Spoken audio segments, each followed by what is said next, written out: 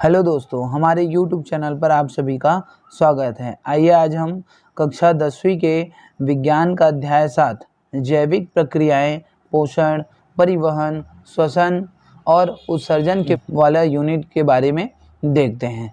आज का हमारा प्रश्न है, सही विकल्प चुनकर लिखिए। क्या है भाई हमारा प्रश्न?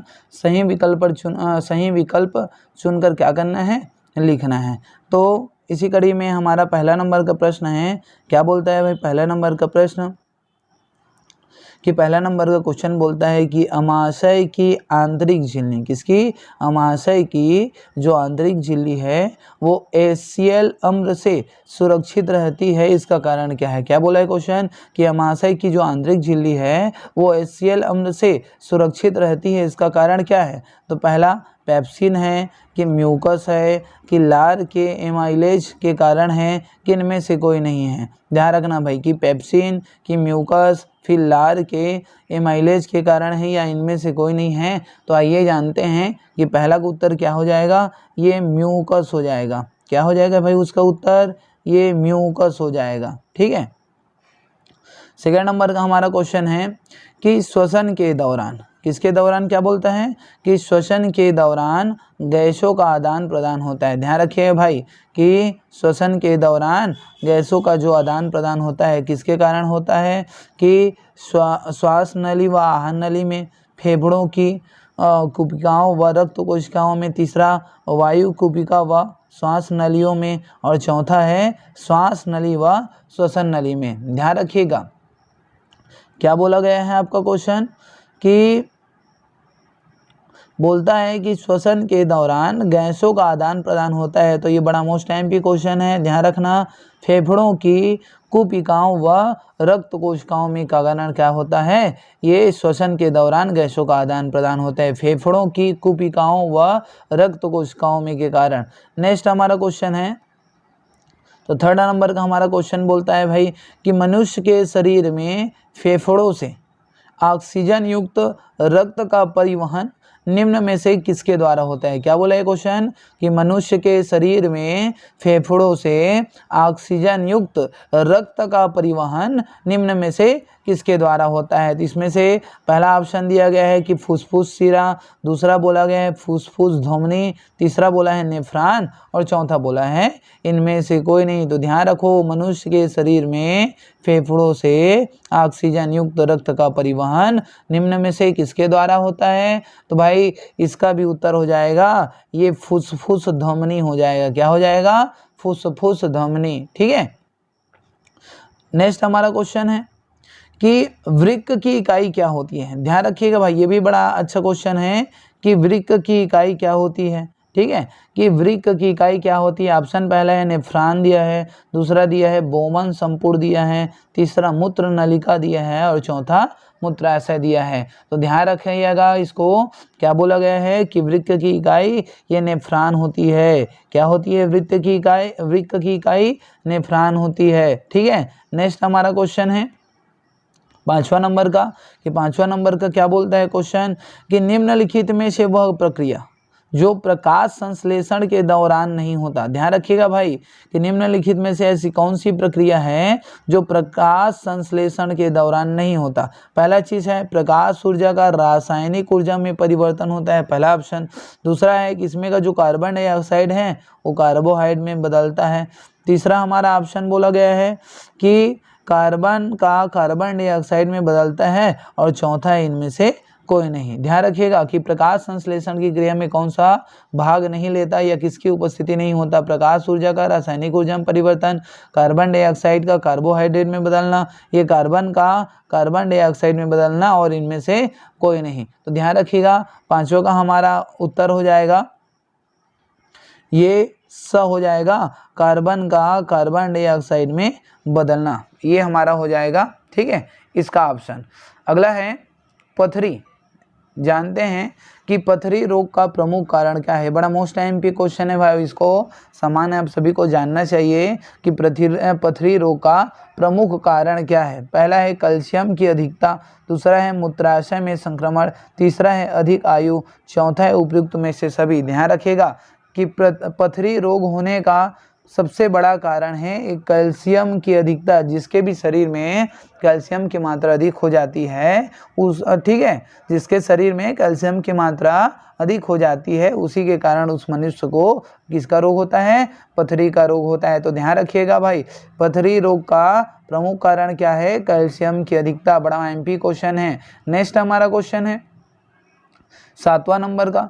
तो 7वां नंबर का क्वेश्चन क्या बोलता है कि 7वां नंबर का क्वेश्चन बोलता है कि लार में पाया जाने वाला पाचक एंजाइम कौन सा है। आपके जो लार होता है उसमें पाया जाने वाला पाचक एंजाइम, अर्थात हमारे जो लार से हमारे लार में जो निकलता है उस लार में ऐसा कौन सा एंजाइम पाया जाता है जो पाचक का काम करता है करके बोला है।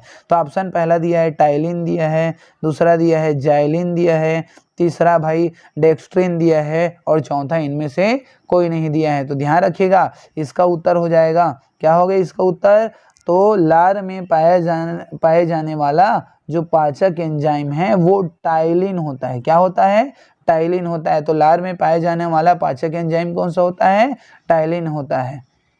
नेक्स्ट हमारा क्वेश्चन है कि मानव शरीर की सबसे बड़ी पाचक ग्रंथि कौन सी है। ध्यान रखिएगा भाई, क्या बोला है, बड़ा एमपी क्वेश्चन है कि मानव शरीर की सबसे बड़ी पाचक ग्रंथि कौन सी है। तो पहला यकृत की, अमाशय की, जठर की, छोटी आंत। ध्यान रखिएगा सबसे बड़ी पाचक ग्रंथि का नाम कौन है, यकृत, अमाशय, जठर और छोटी आंत। तो इसका उत्तर हो जाएगा यकृत हो जाएगा। क्या हो जाएगा भाई इसका उत्तर, यकृत हो जाएगा। मानव शरीर की सबसे बड़ी पाचक ग्रंथि का नाम कौन है, यकृत है। नेक्स्ट हमारा क्वेश्चन है कि श्वसन खाली क्या है, बोलता है कि श्वसन एक अजैविक क्रिया है कि एक जैविक क्रिया है कि उपापचयी क्रिया है कि अपचयन है। ध्यान रखिएगा भाई श्वसन क्या है, क्या बोलता है, श्वसन क्या है, एक अजैविक क्रिया है कि जैविक क्रिया है कि उपापचयी क्रिया है कि अपचयन क्रिया है। ठीक है, तो ये 90 का उत्तर हो जाएगा कि श्वसन क्या है,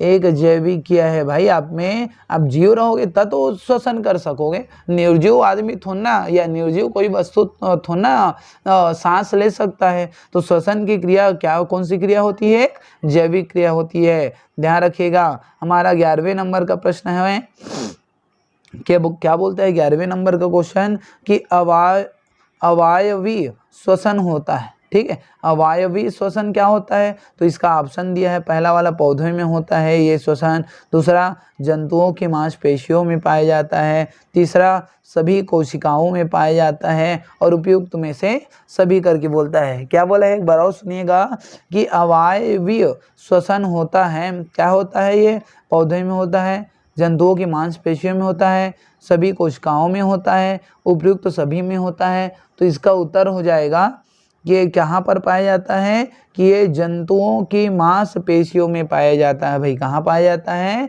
जंतुओं की मांसपेशियों में पाया जाता है। नेक्स्ट हमारा क्वेश्चन है 11वां नंबर का क्वेश्चन बोलता है, क्या बोलता है 11वां नंबर का क्वेश्चन कि श्वसन में ऊर्जा संचित रहती है। बताइए भाई कि जो श्वसन है उसमें ऊर्जा किसके रूप में संचित होती है। तो पहला एडीपी के रूप में, एटीपी के रूप में, एनएडीपी के रूप में और पीआई के रूप में। तो बताइए भाई ऊर्जा किसके रूप में संचित होती है। ध्यान रखिएगा, तो जो ऊर्जा है वो एटीपी के रूप में संचित होता है। किसके रूप में संचित होता है, एटीपी के रूप में संचित होता है। ठीक है, नेक्स्ट हमारा क्वेश्चन है कि इस रुधिर वाहिनी में, क्या बोलता है प्रश्न, इस रुधिर वाहिनी में कपाट नहीं होते। अच्छा बताइए ऐसी कौन सी वाहिनी है जिसमें कपाट नहीं होता। तो पहला बोला है सिरा, दूसरा बोला है धमनी, तीसरा बोला है धमनिका, चौथा बोला है सिरिकाएं। बताइए तो कि ऐसा कौन सा रुधिर है जिसमें क्या नहीं होता, रुधिर वाहिनी में कपाट नहीं होता। ठीक है, तो इसका उत्तर हो जाएगा ये धमनिका हो जाएगा। क्या हो जाएगा उत्तर, धमनिका हो जाएगा। नेक्स्ट हमारा क्वेश्चन है कि रंगहीन तरल संयोजी ऊतक है। बताइए क्या बोला है प्रश्न कि रंगहीन तरल संयोजी ऊतक है। पहला रक्त है, दूसरा लसिका है, तीसरा श्वेत रुधिर कणिका है और चौथा है रक्त कणिका। ध्यान रखिएगा भाई, रंगहीन तरल संयोजी ऊतक है जिसमें रंग होता है। ठीक है, रक्त है कि लसिका है कि श्वेत रुधिर कणिका है कि रक्त कणिका है। तो आइए देखते हैं इसका उत्तर हो जाएगा क्या हो जाएगा? तो इसका उत्तर हो जाएगा लसिका हो जाएगा। क्या हो जाएगा भाई? लसिका। नेक्स्ट हमारा क्वेश्चन है 14 नंबर का, कि 14 नंबर का क्वेश्चन क्या बोलता है कि लाल रुधिर कणिकाओं को कहा जाता है। बताइए तो भाई, ये बड़ा एमपी क्वेश्चन है। क्या बोलता है कि लाल रुधिर कणिकाओं को कहा जाता है। बताइए भाई, लाल रुधिर कणिकाओं को क्या कहा जाता है? ल्यूकोसाइट कहा जाता है, कि थ्रोम्बोसाइट कहा जाता है, कि एरिथ्रोसाइट कहा जाता है, कि इनमें से कोई नहीं कहा जाता। तो 14 नंबर का बोलता है कि लाल रुधिर कणिकाओं को क्या कहा जाता है? तो ध्यान रखिएगा भाई कि लाल रुधिर कणिकाओं को ठीक है, एरिथ्रोसाइट कहा जाता है। क्या बोला जाता है? एरिथ्रोसाइट करके बोला जाता है। नेक्स्ट हमारा क्वेश्चन है 15वां नंबर का।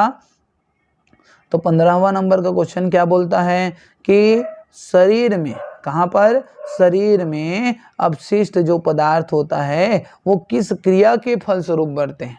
ध्यान रखिएगा भाई कि शरीर में जो अपशिष्ट पदार्थ होते हैं वो किस क्रिया के दौरान, किस क्रिया के फलस्वरूप ये बनता है। पहला ये श्वसन होता है तब बनता है, कि उपापचय होता है उसकी क्रिया तब बनता है, कि ये अपघटन की क्रिया में बनता है, कि इनमें से कोई नहीं हो जाएगा। तो ध्यान रखना कि शरीर में अपशिष्ट पदार्थ जो है वो किस क्रिया के फलस्वरूप बनते हैं। तो पहला ऑप्शन श्वसन दिया है, दूसरा उपापचय दिया है, तीसरा अपघटन क्रिया करके दिया है, और चौथा क्या बोला है? कोई नहीं। तो इसका उत्तर हो जाएगा भाई, ये उपापचय जो क्रिया होती है इसी के क्रिया के दौरान क्या होता है? अपशिष्ट पदार्थों की क्रिया के फलस्वरूप ये बनता है, उपापचय क्रिया के दौरान।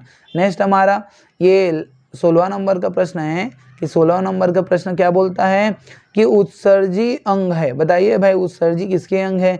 यकृत के हैं, कि फेफड़ा के हैं, कि वृक्क है, ठीक है, यह उपयुक्त सभी है। तो ध्यान रखिएगा क्या बोला है? उत्सर्जी अंग है यकृत, फेफड़ा, वृक्क और उपयुक्त सभी। तो इसका हो जाएगा उत्तर, ये जो उत्सर्जी अंग होते हैं ये यकृत भी होता है, फेफड़ा भी होता है, वृक्क होता है, सभी के सभी होता है। आइए एक बार पुनः इन सभी प्रश्न को एक बार पुनः देखते हैं, इन सभी का उत्तर क्या क्या दिया हुआ है। तो हमारा पहला क्वेश्चन है, पहला क्वेश्चन का बताते चलना जल्दी जल्दी, कि अमाशय, क्या बोला है प्रश्न, कि अमाशय की आंतरिक झिल्ली HCl अम्ल से सुरक्षित रहती है, जिसका कारण क्या है। तो इसका कारण क्या देखे थे? म्यूकस देखे थे। क्या देखे थे भाई? म्यूकस। अमाशय की आंतरिक झिल्ली HCl अम्ल से सुरक्षित रहती है, जिसका कारण क्या है? ये म्यूकस है। सेकेंड नंबर का हमारा प्रश्न है, क्या बोलता है कि श्वसन के दौरान, किसके दौरान? कि श्वसन के दौरान गैसों का आदान प्रदान होता है। बताइए भाई कि श्वसन के दौरान गैसों का आदान प्रदान कहाँ से होता है? कि फेफड़ों की कोशिकाओं व रक्त कोशिकाओं में होता है। कि श्वसन के दौरान गैसों का आदान प्रदान कहाँ होता है? फेफड़ों की कोशिकाओं व रक्त कोशिकाओं में होता है। थर्ड नंबर का हमारा प्रश्न है, तीसरा नंबर का क्या बोलता है प्रश्न, कि मनुष्य के शरीर में फेफड़ों से ऑक्सीजन युक्त रक्त जब का परिवहन निम्न में से किसके द्वारा होता है। ध्यान रखिएगा भाई, मनुष्य के शरीर में फेफड़ों से ऑक्सीजन युक्त रक्त का परिवहन निम्न में से किसके द्वारा होता है। तो इसका उत्तर हो जाएगा फुसफुस धमनी। क्या देखे थे इसका उत्तर? फुसफुस धमनी। नेक्स्ट हमारा क्वेश्चन है चौथे नंबर का, कि वृक्क की इकाई क्या होती है। बताइए भाई, क्या देखे थे इसमें, कि वृक्क की इकाई क्या होती है? नेफ्रॉन, बोमट, संपुट, मूत्रनलिका, मूत्राशय। तो इसका उत्तर देखे थे अपन लोग, क्या देखे थे? ये नेफ्रॉन करके देखे थे। क्या देखे थे? नेफ्रॉन। वृक्क की इकाई क्या होती है? नेफ्रॉन होती है। नेक्स्ट हमारा क्वेश्चन है कि निम्नलिखित में से क्या बोलता है कि निम्नलिखित में से वह प्रक्रिया जो प्रकाश संश्लेषण के दौरान नहीं होता। बताइए भाई, बड़ा मोस्ट एमपी क्वेश्चन है कि निम्नलिखित में से वह प्रक्रिया जो प्रकाश संश्लेषण के दौरान नहीं होता। तो ये क्या नहीं होता? तो इसका उत्तर हो जाएगा ऑप्शन सी, कि कार्बन का, किसका? कार्बन का कार्बन डाइऑक्साइड में बदलना। नेक्स्ट हमारा क्वेश्चन है कि पृथ्वी रोग का प्रमुख कारण क्या है। बड़ा मोस्ट एमपी है, ध्यान रखना कि पृथ्वी रोग का प्रमुख कारण क्या है, कि पृथ्वी रोग किसके कारण होता है। तो जिसको कैल्शियम की अधिकता होती है, ठीक है, जिसके शरीर में कैल्शियम की मात्रा अधिक हो जाती है, उसी को कौन सा रोग होता है? पथरी रोग होता है भाई। नेक्स्ट हमारा क्वेश्चन है लार, ठीक है, कि लार में पाया जाने वाला पाचक एंजाइम का नाम क्या है। बताइए भाई कि लार में जो पाया जाने वाला एंजाइम है उस एंजाइम का नाम क्या है? तो उस एंजाइम का नाम टायलिन है। क्या नाम है? टायलिन है। लार में पाए जाने वाले पाचक का नाम क्या है? ठीक है, पाचक एंजाइम का नाम क्या है? टायलिन है। अगला है कि मानव की शरीर में, 8वां नंबर का प्रश्न है कि मानव शरीर की सबसे बड़ी पाचक ग्रंथि कौन है? तो इसका उत्तर देखे तो यकृत है। मानव शरीर की सबसे बड़ी पाचक ग्रंथि का नाम क्या है? यकृत है। नेक्स्ट हमारा क्वेश्चन है 9वां नंबर का कि 9वां नंबर क्या बोलता है कि श्वसन क्या है? देखे थे भाई, आदमी जो जीवित रहेगा वही ना सांस ले पाएगा। तो श्वसन क्या है? एक जैविक क्रिया है। श्वसन क्या है? एक जैविक क्रिया है। ध्यान रखिएगा भाई, बड़ा मोस्ट टाइम क्वेश्चन है कि श्वसन क्या है? एक जैविक क्रिया है। नेक्स्ट हमारा क्वेश्चन है 10वां नंबर का कि 10वां नंबर का क्वेश्चन बोलता है कि अवायवीय श्वसन होता है। क्या बोला है? अवायवीय श्वसन होता है। तो इसका उत्तर आप लोग देखे थे। क्या देखे थे 10वें नंबर का उत्तर? तो 10वें नंबर का उत्तर था जंतुओं की मांसपेशियों में देखे थे। ये अवायवीय श्वसन क्या होता है? तो जंतुओं की मांसपेशियों में श्वसन होता है भाई।